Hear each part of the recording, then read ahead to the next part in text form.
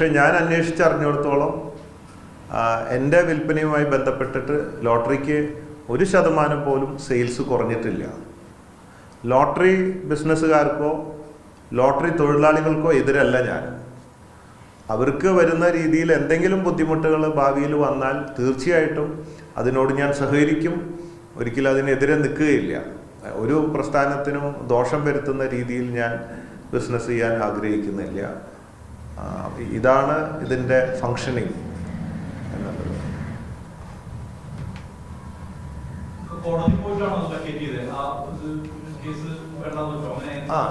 അല്ല, ഇത് കോടതിയിലാണ് കേസ് വന്നത്. അപ്പോൾ ഇന്ന പോയിന്റ്സ് വെച്ചിട്ടാണ് 2 പോയിന്റ്സ്. ഇത് ലോട്ടറി ആണെന്നും കേരള ഭാഗ്യക്കുറിയുടെ സെയിൽസിനെ ബാധിക്കുന്നുവെന്നും പിന്നെ ഈ വില 40 രൂപ അമിത വിലയാണെന്നും ഒക്കെയാണ് കോടതിയിൽ വന്നിട്ടുള്ള പരാതികളിൽ പെടുന്നത്. അപ്പോൾ അതിന് ഉള്ള പ്രയറാണ് നമ്മൾ കൊടുത്തത്. 2B പ്രകാരം ലോട്ടറി ആക്റ്റിൽ വരുന്നില്ല. ടിക്കറ്റ് വിൽപ്പന നമുക്കില്ല, ചായ വിൽപ്പനയാണ് എന്നുള്ളത്.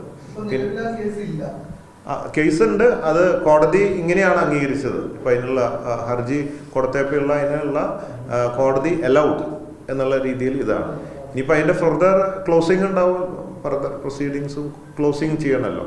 ഇപ്പം ഇമ്മീഡിയറ്റ് കോടതി ഹർജി കൊടുത്തപ്പോഴുള്ള അത് പറഞ്ഞത് അത് അലൗഡ് എന്നുള്ള രീതിയിലാണ് പറഞ്ഞത്.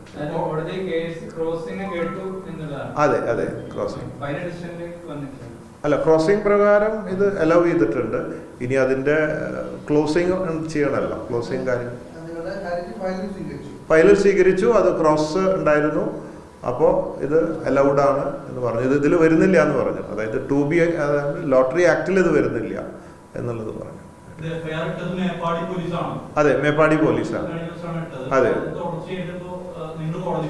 അതെ, അല്ല അല്ല, നമ്മൾ കോടതി പോയപ്പോൾ പോലീസ് കോടതിയിലേക്ക് കൊടുക്കുമല്ലോ, അങ്ങനെയാണ് ഉണ്ടായത്. അപ്പോൾ നമ്മൾ കൊടുത്ത ഹർജി ഇതാണ്, ഈ 2 പോയിന്റാണ്. ഈ വില നിശ്ചയിക്കാൻ കമ്പനിക്കുള്ള അവകാശമാണ്. അതായത് കമ്പനികൾ എനിക്ക് തോന്നുന്നത് 38 രൂപ മുതൽ 125 രൂപ വരെ വിൽക്കുന്നുണ്ട് 100 ഗ്രാമിന്.